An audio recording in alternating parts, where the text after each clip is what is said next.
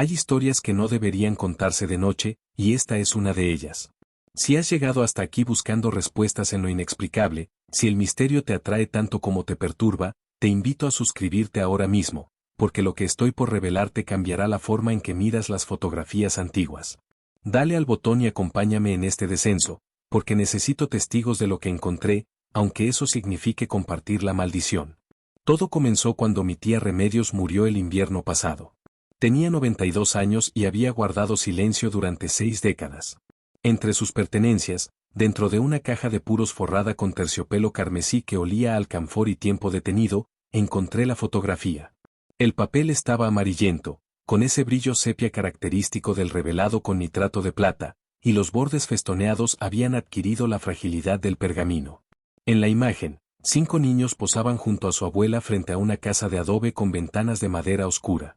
Era verano de 1965, en un pueblo llamado San Julián del Umbral, enclavado entre cerros donde la niebla baja espesa como sábanas mojadas y el sol tarda en quemar la humedad de la madrugada.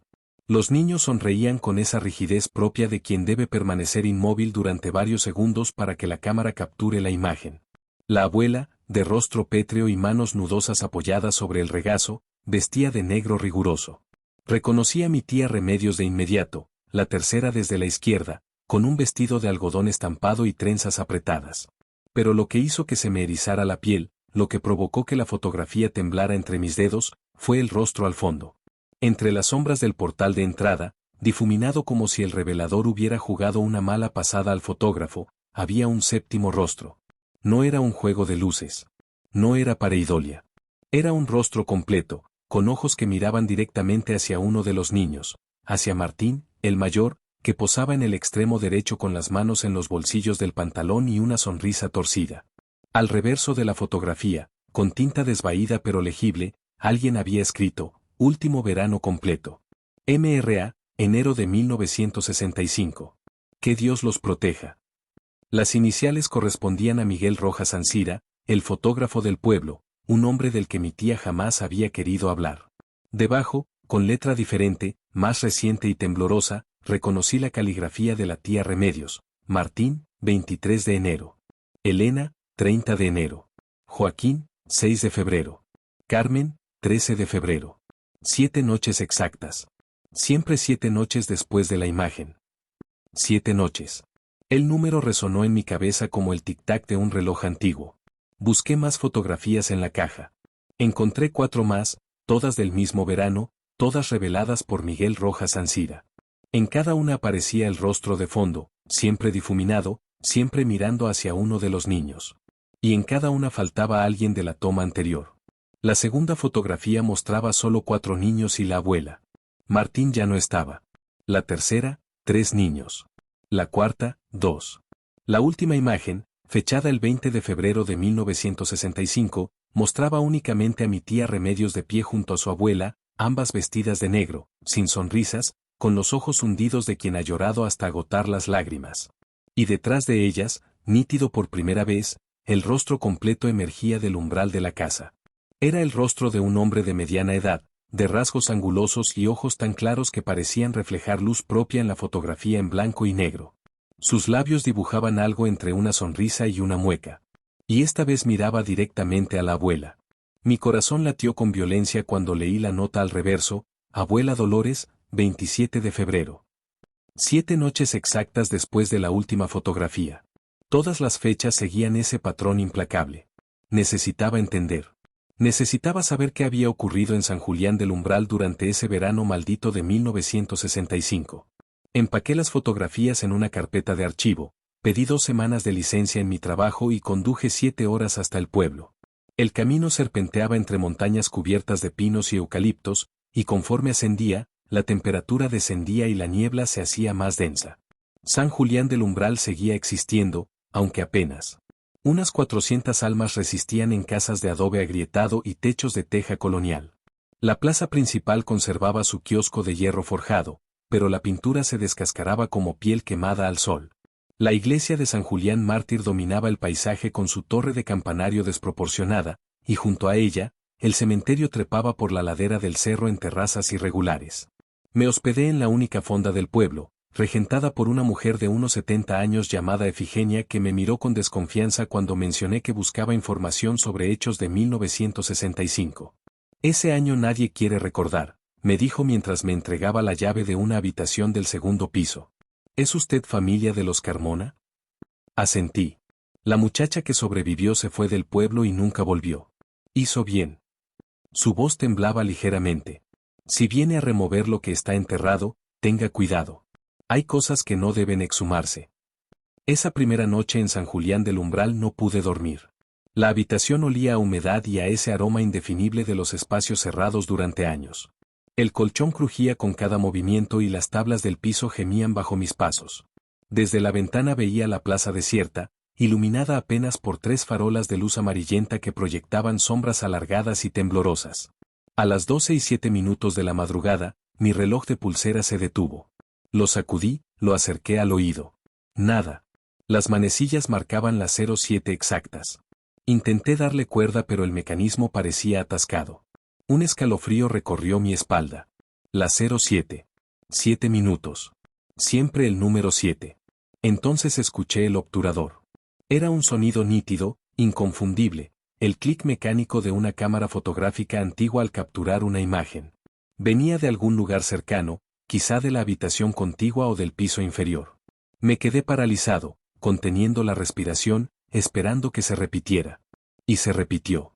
1 vez. 2 veces. 3 veces en total. Después, silencio absoluto, tan denso que podía sentir la presión en los oídos. Me asomé al pasillo. Estaba vacío y oscuro, iluminado apenas por una luz mortecina al final. Todas las puertas permanecían cerradas. Regresé a la cama y me obligué a cerrar los ojos, diciéndome que era el cansancio del viaje, que el pueblo antiguo tenía sus ruidos propios, que los edificios viejos crujen y se quejan. A la mañana siguiente, con la luz del sol filtrándose entre las nubes bajas, el temor nocturno pareció diluirse. Bajé a desayunar y encontré a Efigenia preparando café en una cafetera de peltre abollada. El aroma llenaba el pequeño comedor donde 3 mesas con manteles de plástico esperaban comensales que no llegaron. ¿Durmió mal?, afirmó más que preguntó.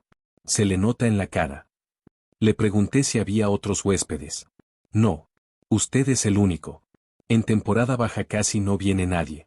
Y los que vienen no se quedan mucho tiempo. Le mostré las fotografías.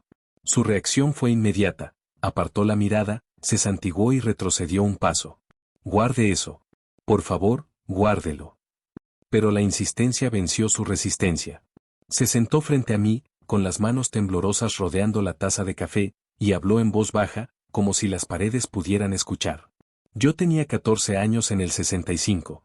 Conocí a los niños Carmona. Jugábamos juntos en la plaza. Martín era el mayor y el más atrevido. Elena era dulce como la miel. Joaquín podía trepar cualquier árbol. Carmen cantaba en el coro de la iglesia.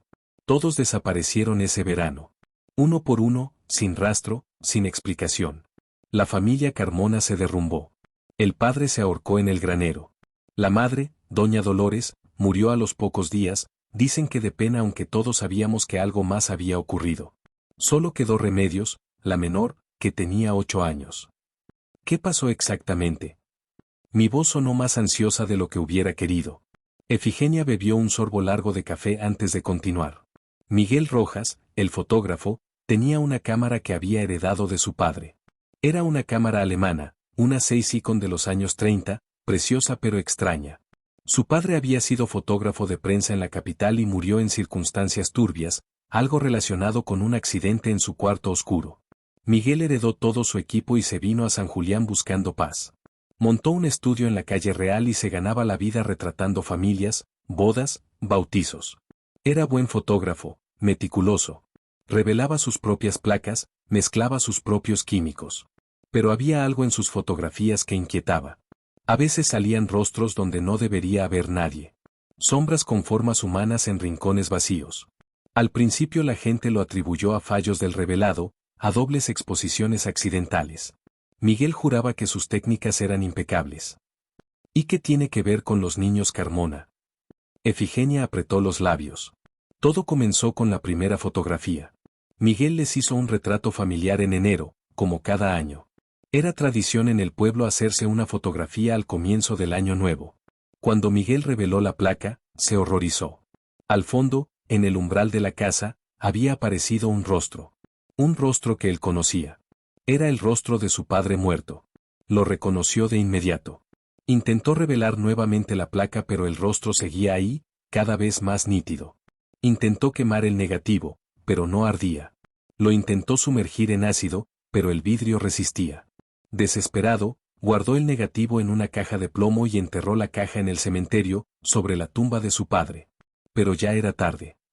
Un silencio pesado cayó entre nosotros. Podía escuchar el tic-tac de un reloj de pared en alguna parte de la casa. ¿Tarde para qué? Efigenia me miró con ojos húmedos. Martín Carmona desapareció 7 noches después de la fotografía.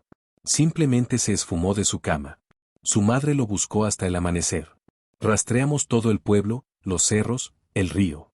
Nada. Como si la tierra se lo hubiera tragado. Miguel estaba destrozado.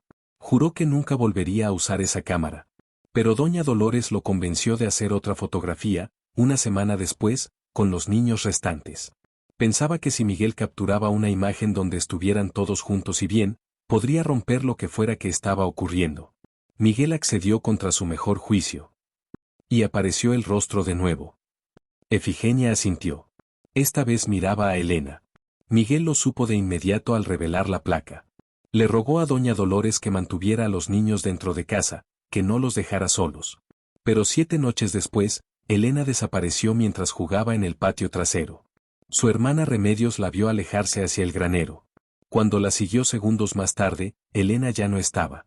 Solo quedaba un olor extraño, como a productos químicos de revelado, fijador, nitrato de plata, ese olor ácido y metálico que te raspa la garganta. Mi piel se erizó. Siguieron haciendo fotografías. No era una pregunta. Efigenia suspiró. Doña Dolores perdió la razón. Estaba convencida de que si seguían retratándose, si desafiaban a lo que fuera que estaba detrás del rostro, podrían detenerlo. Miguel se negó al principio, pero ella lo amenazó, lo suplicó, finalmente lo convenció ofreciéndole dinero que no tenía. Cada semana, otra fotografía. Cada 7 noches, otra desaparición. Joaquín. Después Carmen. Para entonces, todo el pueblo estaba aterrado. Nadie quería salir de noche. Las madres guardaban a sus hijos bajo llave. El padre Eliseo intentó exorcizar la casa de los Carmona y la cámara de Miguel, pero el ritual falló. Dicen que el padre Eliseo vio algo esa noche que lo envejeció 10 años en cuestión de horas. ¿Y Miguel? La voz me salió ronca. Miguel Rojas se encerró en su cuarto oscuro 2 días después de la última desaparición, la de doña Dolores. Lo encontraron una semana más tarde. Había usado toda su reserva de productos químicos. Las paredes estaban cubiertas de fotografías. Cientos de copias de las mismas imágenes de los Carmona, clavadas, superpuestas, formando un mosaico alucinante. Y en todas, el rostro de fondo era cada vez más nítido.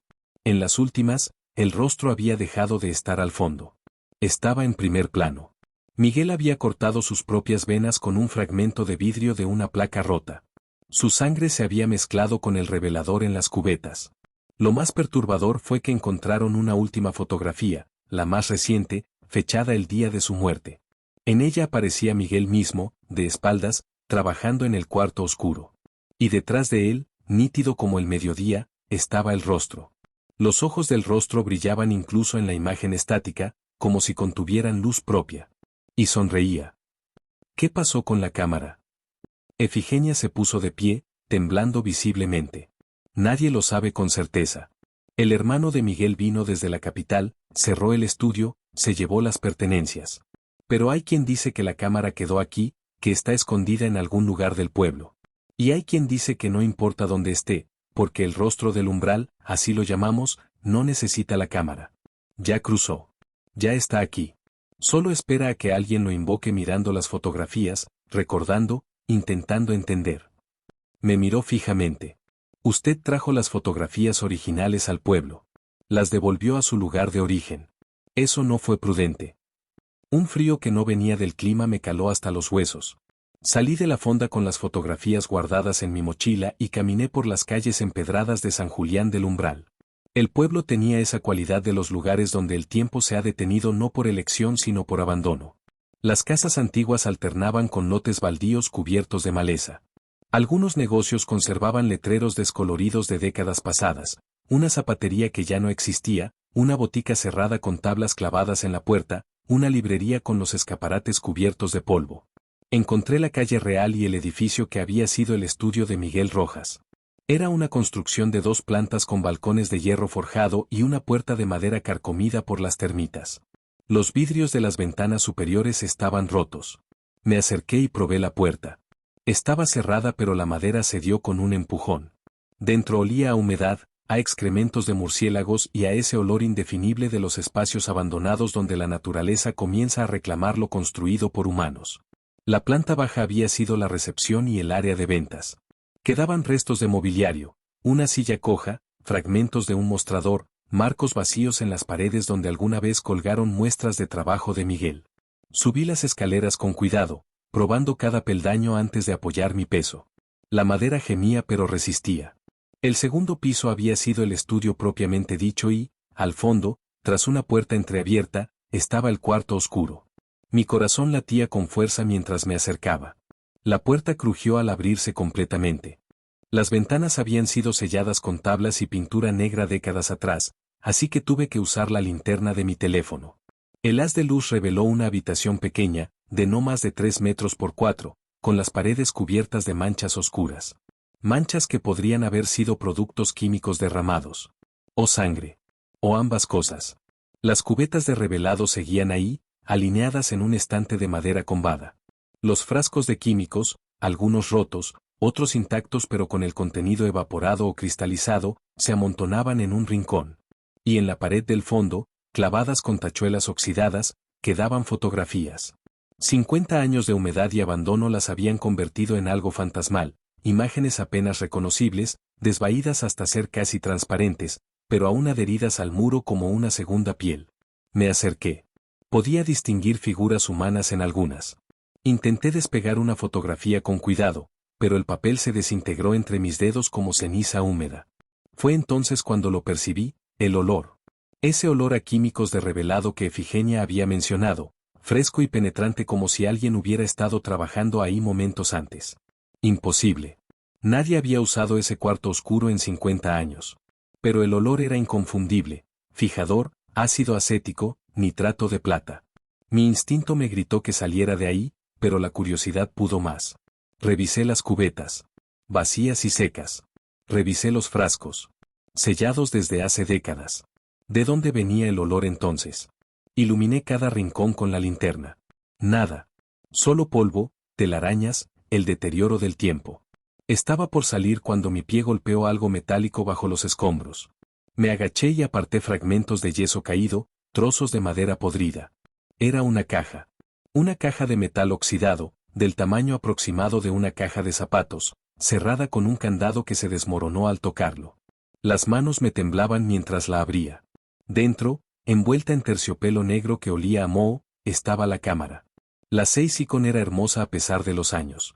El cuerpo de metal negro conservaba su brillo opaco, y el objetivo de cristal tallado reflejaba la luz de la linterna con destellos azulados. La sostuve con reverencia y terror. Podía sentir su peso, su solidez, pero también algo más, una vibración casi imperceptible, como un pulso. Revisé el interior. Había una placa fotográfica aún cargada. Después de medio siglo, la cámara conservaba su última imagen sin disparar. Mi mano buscó el botón del obturador. No sé por qué lo hice. No puedo explicar la compulsión.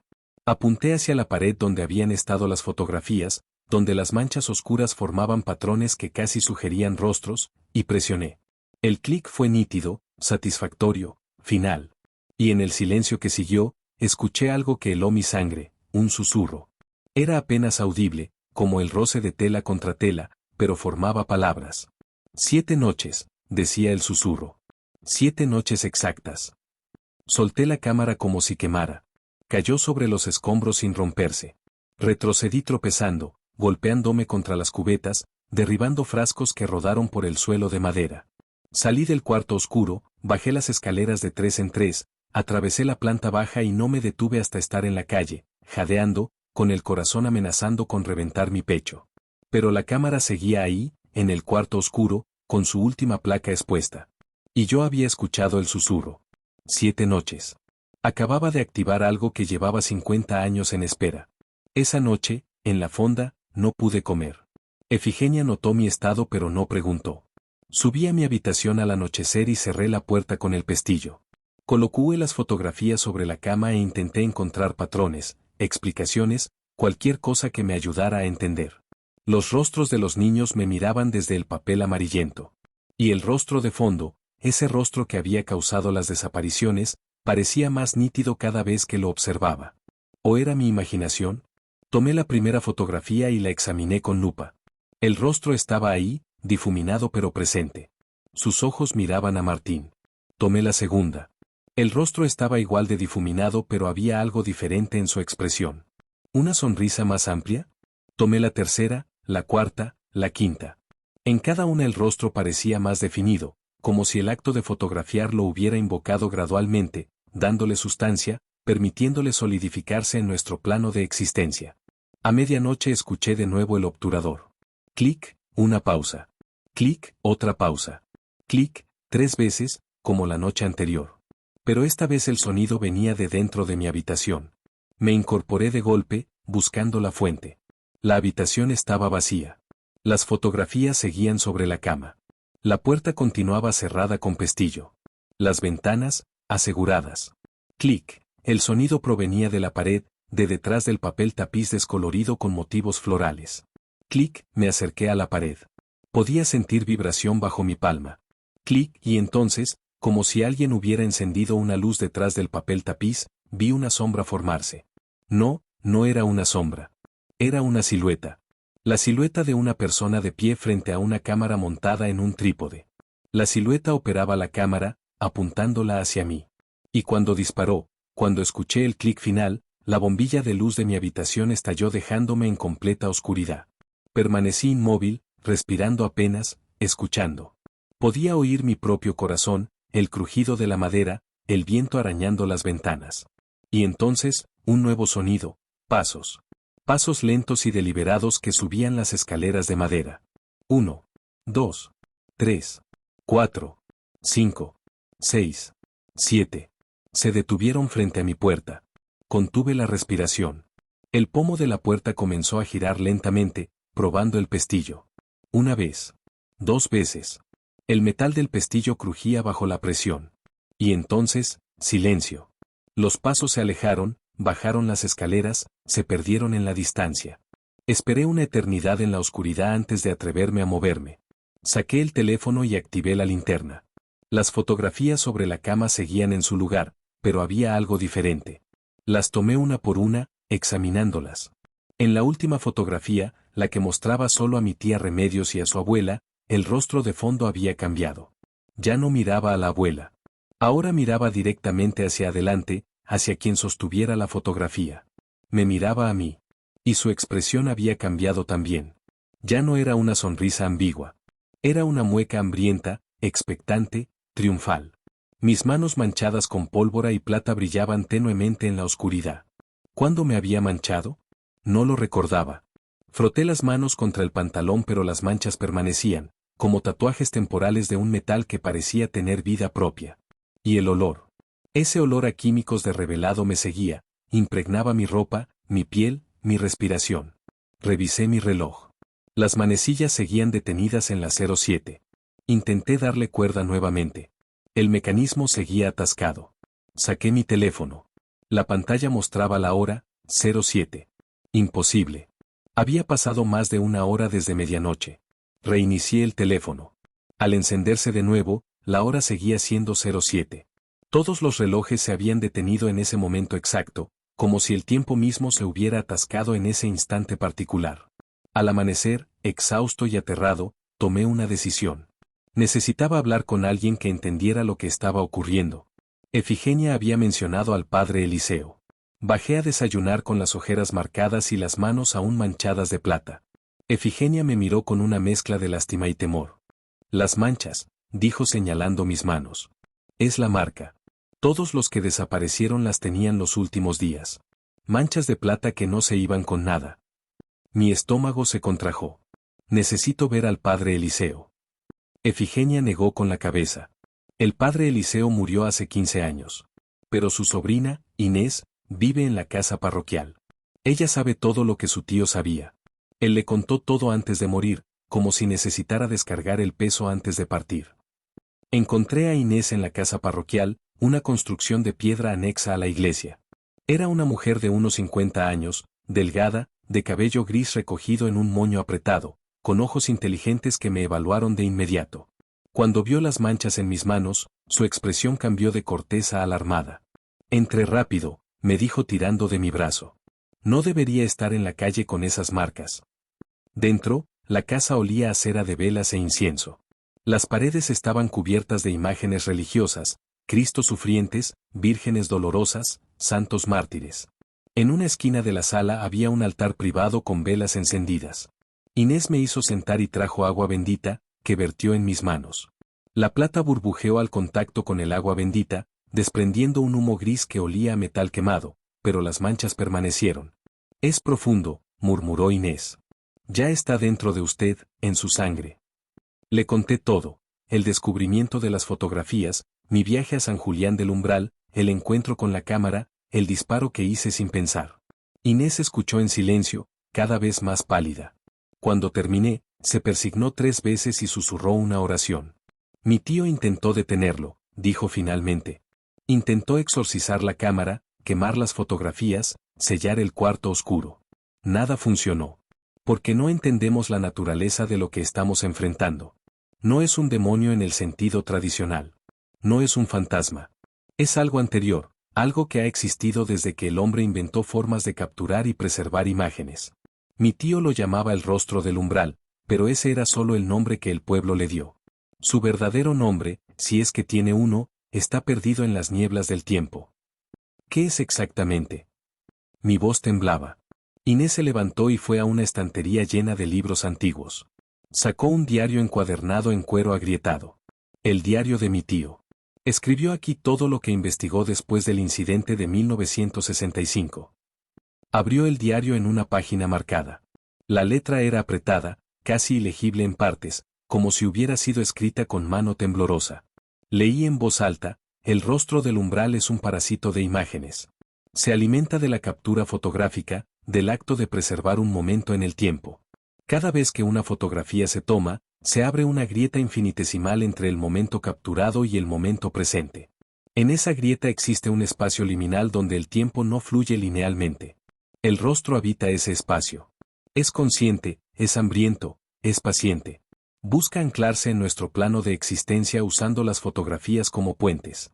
Una vez que marca a su presa apareciendo en una imagen, inicia el conteo. 7 noches. 7 es el número de umbrales, el número de transiciones, el número que separa la creación de la completitud. Al 7º día, al final de las 7 noches, el marcado desaparece. No muere. Desaparece. Es arrastrado al espacio liminal donde el rostro habita. Allí permanecen, atrapados en el momento de su captura fotográfica, conscientes pero inmóviles, como figuras congeladas en un cuadro. El horror de esa revelación me dejó sin palabras. Los niños Carmona, su abuela, Miguel Rojas, todos seguían existiendo de alguna forma, atrapados en las fotografías, conscientes de su prisión. Inés continuó, mi tío descubrió algo más. El rostro necesita ser invocado. No puede cruzar por su cuenta. Requiere que alguien del lado de los vivos use la cámara maldita o interactúe con las fotografías originales de forma significativa. Llevar las fotografías de vuelta a San Julián del Umbral, al lugar donde fueron tomadas, es una interacción significativa. Usar la cámara para tomar una nueva fotografía es una invocación directa. Usted hizo ambas cosas. Me miró con compasión. Tiene hasta mañana a medianoche. 7 noches desde que disparó la cámara. Esta es la primera. ¿No hay forma de detenerlo? Mi voz sonaba desesperada. Debe de haber algo. Inés cerró el diario. Mi tío intentó todo lo que la iglesia conoce. Agua bendita, exorcismos, reliquias sagradas. Nada funcionó. Consultó con curanderos, con brujos de la región. Algunos sugirieron rituales que eran más peligrosos que la maldición misma. Al final, lo único que pareció funcionar, solo una vez, fue que su tía Remedios destruyera su propio reflejo. Me incliné hacia adelante. ¿Cómo? Remedios era la última superviviente. El rostro la había marcado en la última fotografía que Miguel tomó antes de morir. Tenía 7 noches. Pero Remedios, con solo 8 años, hizo algo que nadie más había pensado. Rompió todos los espejos de su casa. Cubrió las superficies reflectantes. Se negó a ver su propio rostro. Y cuando llegó la 7ª noche, cuando el rostro vino por ella, no pudo encontrarla. Porque sin reflejo, sin imagen de sí misma que capturar y transportar, Remedios era invisible para él. Pero el precio fue alto. Remedios vivió el resto de su vida sin poder ver su propio rostro. Nunca más se miró en un espejo. Nunca permitió que le tomaran otra fotografía. Vivió en el anonimato visual, como un fantasma entre los vivos. Entonces entendí por qué mi tía había guardado las fotografías, porque las había preservado todos estos años a pesar del dolor. Era su advertencia, su testimonio. Y yo, en mi ignorancia, había reactivado todo. Pero yo ya uso la cámara, protesté. Ya tomé la fotografía. ¿Romper espejos funcionará? Inés dudó antes de responder. No lo sé. El método de su tía funcionó porque ella no había disparado la cámara. Había sido fotografiada, pero no había fotografiado. Usted hizo ambas cosas. Está en ambos lados de la ecuación, fotógrafo y fotografiado. El rostro puede venir por usted desde cualquier dirección. Salí de la casa parroquial con más preguntas que respuestas, pero con una certeza terrible. Me quedaban 6 noches. Pasé el resto del día en la biblioteca municipal, un edificio pequeño y polvoriento atendido por una bibliotecaria anciana que parecía sorprendida de tener un visitante. Busqué registros históricos de San Julián del Umbral, artículos de periódicos de 1965, cualquier cosa que arrojara luz sobre los eventos. Encontré poco. Un breve artículo en un diario regional mencionaba la tragedia de la familia Carmona, pero atribuía las desapariciones a un posible secuestrador o a que los niños se habían perdido en las montañas. Otro artículo más breve reportaba el suicidio del fotógrafo Miguel Rojas, describiéndolo como un hombre perturbado que sucumbió a la tristeza. Nada sobre lo sobrenatural. Nada sobre el rostro del umbral. El pueblo había guardado silencio, había enterrado la verdad bajo capas de miedo y vergüenza. Esa noche, la segunda noche, el rostro se manifestó con más fuerza. Esta vez no esperó hasta medianoche. A las 9 de la noche, mientras intentaba distraerme leyendo en la cama, las luces de mi habitación comenzaron a parpadear. On, off, on, off. En un patrón que no parecía aleatorio sino deliberado. 7 veces. Las fotografías sobre la mesa comenzaron a moverse, deslizándose por la superficie de madera como empujadas por una brisa que no existía, ordenándose en un patrón específico. Formaron un círculo con un espacio vacío en el centro. El espacio del tamaño exacto de una fotografía. La fotografía que yo había tomado en el cuarto oscuro, la que aún estaba sin revelar en la placa de la cámara. El mensaje era claro, faltaba una pieza. La última pieza. Mi fotografía. A las 07, todos los relojes del edificio comenzaron a sonar simultáneamente, relojes de pared, despertadores, el reloj de la torre de la iglesia visible desde mi ventana. Todos marcaban la misma hora, todos habían retomado su marcha solo para detenerse nuevamente en ese momento exacto. Y en ese instante de cacofonía temporal, vi el rostro. No en las fotografías. No en las sombras. Lo vi reflejado en el vidrio de la ventana. El rostro del umbral me miraba desde mi propio reflejo, superpuesto sobre mis rasgos como una máscara transparente. Sus ojos eran pozos de oscuridad donde se vislumbraban figuras atrapadas, rostros gritando en silencio, manos golpeando contra una superficie invisible. Pude ver a los niños Carmona ahí, preservados en su juventud eterna, conscientes de su prisión. Vi a Doña Dolores.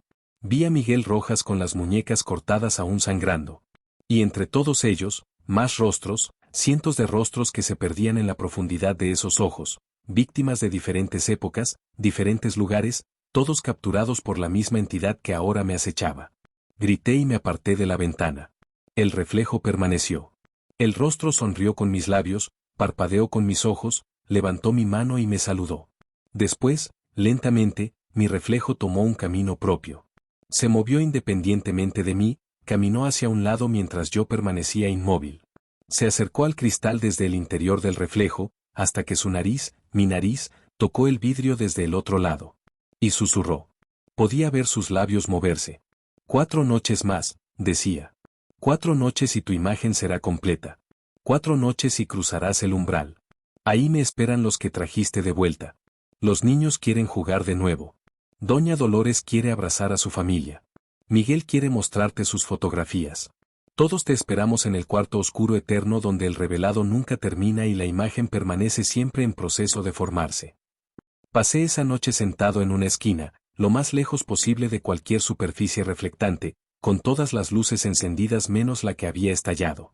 Pero incluso en los lugares donde no había espejos ni ventanas, podía ver destellos del rostro en superficies inesperadas, en el brillo de la manija de la puerta, en el metal pulido de una cuchara que había usado para el café, en la pantalla apagada de mi teléfono.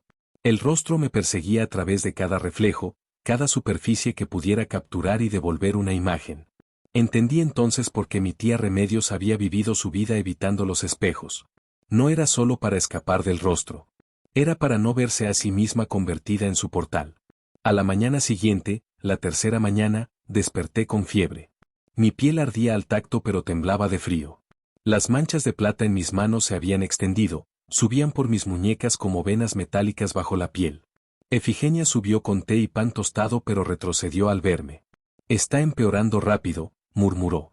Más rápido de lo que les pasó a los otros. Porque usted es el fotógrafo. El que capturó la imagen. Para el rostro, usted es más valioso.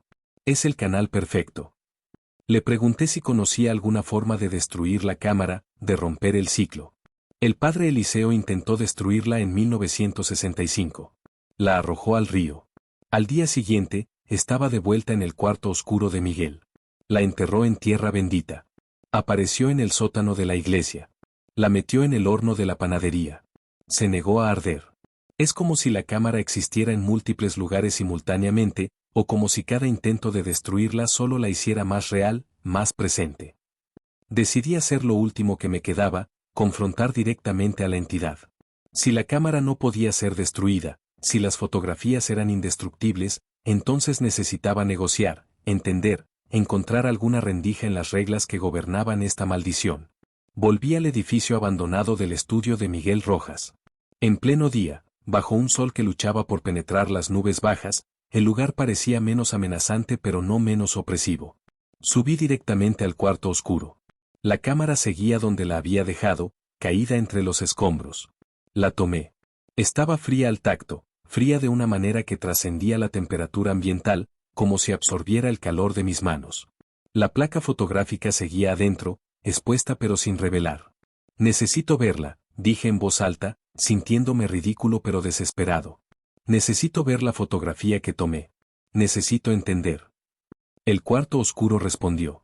Las cubetas vacías comenzaron a llenarse por sí solas con líquidos que brotaban de ninguna parte, revelador oscuro como tinta, fijador transparente con olor ácido, agua de lavado que goteaba de un grifo que no había estado ahí momentos antes.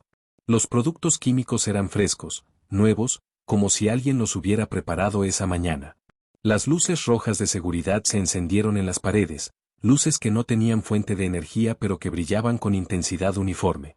Y en la pared, colgadas con pinzas de alambre de una cuerda que atravesaba el cuarto, comenzaron a aparecer fotografías. Se materializaban de la nada, húmedas de revelado, goteando químicos sobre el suelo de madera. Eran todas copias de las fotografías de los Carmona, pero en secuencia, mostrando cada etapa de las desapariciones. Y al final de la cuerda, una fotografía nueva, recién revelada, aún brillante de fijador. Mi fotografía. Me acerqué temblando. La imagen mostraba el cuarto oscuro desde un ángulo imposible, como si la cámara hubiera estado suspendida cerca del techo. En el centro del encuadre estaba yo, de pie, sosteniendo la cámara, apuntando hacia la pared. Pero no estaba solo. Detrás de mí, nítido y completamente visible, estaba el rostro del umbral. No era difuso como en las fotografías de